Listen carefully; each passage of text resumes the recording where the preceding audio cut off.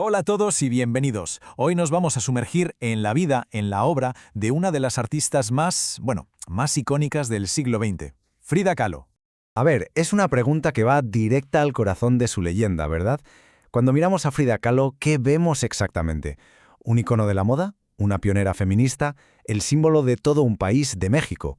La respuesta, claro, no es nada sencilla. Y es que, para entender de verdad a Frida, es fundamental entender su dolor. Su vida y su obra es que son la misma cosa, no se pueden separar. Es como un lienzo pintado literalmente con su propia sangre. Venga, pues vamos a empezar por el principio, por sus primeros años, porque es aquí, en su infancia, donde se plantaron las semillas de ese espíritu indomable, de esa identidad mexicana tan profunda que la caracterizó. Y esto es fascinante. Desde el minuto uno, Frida ya estaba construyendo su propio personaje, su propia historia. Decide cambiar su año de nacimiento. ¿Para qué? Pues para nacer simbólicamente con el Nuevo México, con la Revolución. Esto no era un simple dato, ¿eh? Era toda una declaración de intenciones. Y el dolor, su compañero inseparable. Vaya, apareció muy pronto en su vida.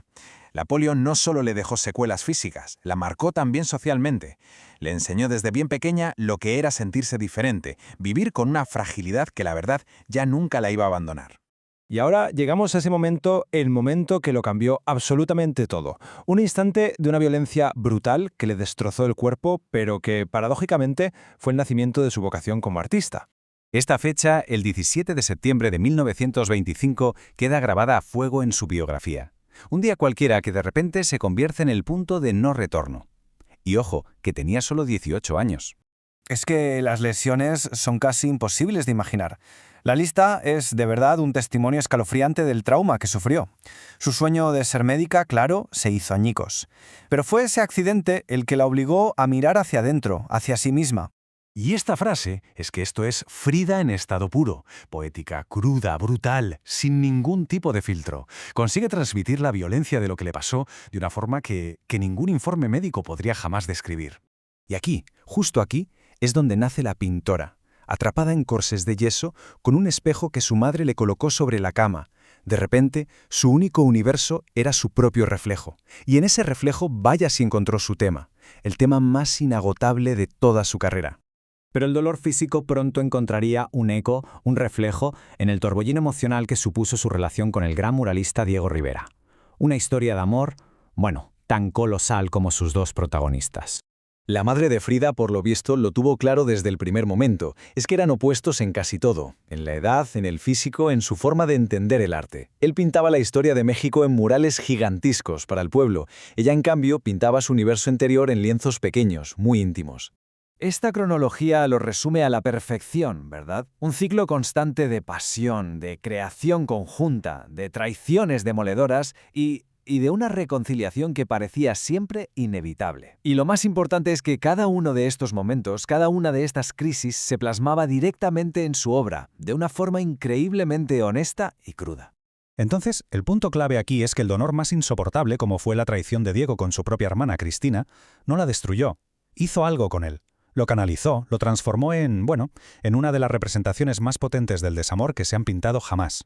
Vale, pasemos a otro aspecto fundamental. Vamos a ver cómo su arte estaba tejido, pero de forma inseparable, con su identidad mexicana, con sus ideas políticas y con el lugar que se fue haciendo en el panorama artístico mundial. Y esto es muy interesante porque aclara un malentendido muy común sobre su obra. André Breton la quiso etiquetar como surrealista, pero ella lo rechazó de plano. ¿Por qué? Porque su argumento era simple. Los surrealistas pintaban sus sueños, lo que salía del subconsciente. Ella no, ella pintaba su realidad, una realidad dolorosa, física, tangible. Y aquí se ve perfectamente esa dualidad que era su vida. Por un lado, una activista política comprometida, metida de lleno en las luchas de su tiempo. Y por otro, una artista que estaba rompiendo barreras internacionales, consiguiendo un reconocimiento para el arte mexicano que no tenía precedentes. Llegamos a sus últimos años. Una etapa en la que, mientras su cuerpo se iba desmoronando poco a poco, su espíritu desafiante y su legado artístico se consolidaron ya para la eternidad. Este número, más de 32, es que la cifra por sí sola es abrumadora. Más de 32 operaciones quirúrgicas. Es un dato que resume una vida entera de lucha contra el dolor crónico, una batalla constante librada en quirófanos y en camas de hospital. Su final fue básicamente una carrera contra el tiempo y contra un dolor que ya era insoportable. Pero fijaos en el desafío. Le prohíben ir a su primera gran exposición individual en México. ¿Y qué hace? Se presenta allí en su propia cama de hospital, llevada en una ambulancia. Es que esa era ella. Incluso postrada, ella era la protagonista de su propia vida, hasta el final. Al final, la clave de todo es que Frida Kahlo fue mucho más allá de la pintura. Se convirtió en un ícono con muchísimas caras. Un referente para el feminismo, un símbolo para la comunidad LGTBQ+, la encarnación del orgullo mexicano y, en definitiva, un símbolo universal de resiliencia frente al sufrimiento. Sus últimas palabras, las que escribió en su diario, son un reflejo perfecto de su vida.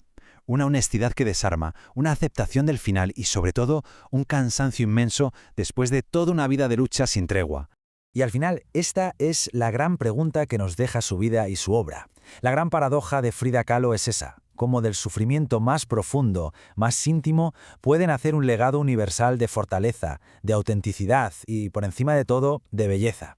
Bueno, esperamos que este recorrido por su vida haya ayudado a entender un poco mejor la increíble historia que hay detrás del ícono. Si ha sido así, un me gusta siempre ayuda. Muchas gracias por acompañarnos.